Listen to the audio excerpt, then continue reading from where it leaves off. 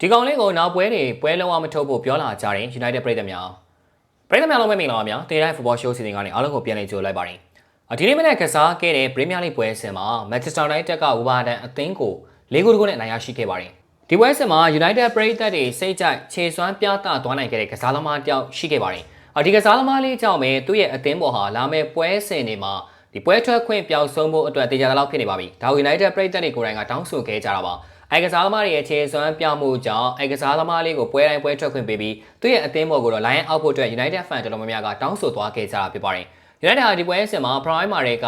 Bruno Fernandes ရဲ့အသွင်ကိုလည်းဦးဆောင်ထားနိုင်ခဲ့တယ်။ဒါပေမဲ့ Prime ပြီးကန်ဒီမှာခြေပါကိုပြန်လည်ပေးလိုက်ရတာကြောင့်1-1နဲ့ဖလန်ဖြစ်နေခဲ့ပါတယ်။ဒုတိယပိုင်းပြန်လည်စတင်ချိန်မှာတော့ United ကပွဲကိုအလုံးစုံထိန်းချုပ်သွားခဲ့ပြီးတော့ပွဲချိန်50မိနစ်မှာ Brian Mbeumo က United အတွက်ဦးဆောင်ကိုသွင်းယူပေးခဲ့တာဖြစ်ပါတယ်။အဲဒီနောက်ပွဲချိန်63မိနစ်မှာတော့ Bruno Fernandes ရဲ့ဖျက်ချင်ပေးမှုကနေဒီဟာဒီမှာ on fire ဖြစ်နေတဲ့ Mason Mount ကအသင်းအတွက်နောက်ထပ်ဦးဆောင်ကိုထပ်မံသွင်းယူပေးခဲ့တာဖြစ်ပါတယ်။နောက်ပွဲချိန်80မိနစ်မှာတော့ Area နဲ့ရှုပ်ရှက်ခတ်နေတဲ့အနေထားကနေပြီးတော့ဒီပြိုင်ဘက်ဝုန်းနောက်ခံလူလက်ထိသွားခဲ့တာကြောင့် United တို့ penalty ရရှိခဲ့တယ်။ရရှိလာတဲ့ penalty ကို Bruno Fernandes ကပဲအမှားယွင်းရှိအဆုံးသတ်ပြီးတော့ United အတွက်ဂိုးပြတ်နိုင်ပွဲကိုဖော်ဆောင်ပေးနိုင်ခဲ့တာဖြစ်ပါတယ်။ဒီနိုင်ပွဲကြောင့် United ဟာအခုဆိုရင်နောက်ဆုံးကစားခဲ့တဲ့အဝေးကွင်း9ပွဲဆက်ရှုံးပွဲမရှိသလိုပြိုင်ပွဲစုံ9ပွဲမှာလည်းရှုံးပွဲသာကြုံတွေ့ထားခဲ့တာဖြစ်ပါတယ်။ဒါအပြင်မပေးစရာမှာလည်းအဆင့်6နေရာထိတလန်းသွားခဲ့ပြီးတော့ Champions League ဝင်ခွင့်အတွက်လည်းတမတ်တာလိုတော့တာဖြစ်ပါတယ်။ဒီပွဲစဉ်မှာ United ကစားသမားတော်တော်များများခြေစွမ်းပြနိုင်ခဲ့သလိုဒီနေ့ပွဲစဉ်မှာနောက်တန်း3ရောက်တန်းမှာ Mazarawi, Laniro နဲ့တူပွဲထွက်လာခဲ့တဲ့လူငယ်ကျယ်ဝင်းကစားသမားလေး Andy Heban ကလည်းအထူးခြေစွမ်းပြသွားခဲ့တာကိုမြင်တွေ့ခဲ့ရပါတယ်။ Heban အနေနဲ့ဒီနေ့ပွဲစဉ်မှာ68မိနစ်ဝန်းကျင်သာကစားခွင့်ရခဲ့ပေမဲ့လည်း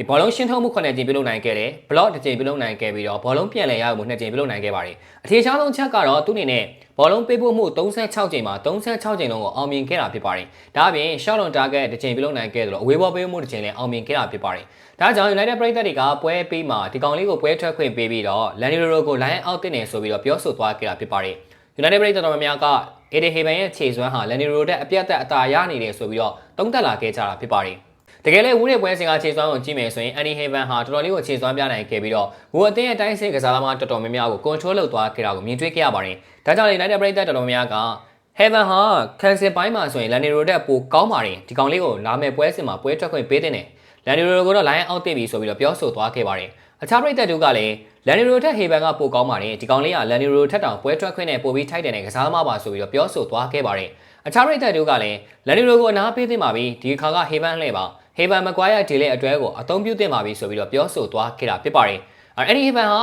ပြီးခဲ့တဲ့ပွဲစဉ်တွေကဒဏ်ရာပြဿနာကြောင့်ကာလရှည်နားယူနေခဲ့တာဖြစ်ပါတယ်။ဝင်ဆိုင်တဲ့ပွဲစဉ်တုန်းကပွဲထွက်မိနစ်ချို့ရရှိခဲ့ပေမဲ့လည်းအခု Wolverhampton နဲ့ပွဲစဉ်ကြောင့် United အတွက်ပွဲထွက်ကစားမှပြန်လည်ပါဝင်လာခဲ့တာဖြစ်ပါတယ်။ United အခုဆိုရင် Premier League အမပေးစရာအဆင့်6နေရာမှာရပ်တည်နေပြီးတော့ Arsenal အသင်းနဲ့ရှစ်မှတ်အကွာအနေထားကိုရောက်ရှိနေပြီဖြစ်ပါတယ်။ United တို့လာမယ့်ပွဲစဉ်တွေကိုဆက်လက်အနိုင်ရရှိပြီးတော့ Champions League ဝင်ဝေးတဲ့နေရာကိုရယူသွားနိုင်မလားဆိုတာကျွန်တော်တို့ဆက်လက်စောင့်ကြည့်ရပါဦးမယ်။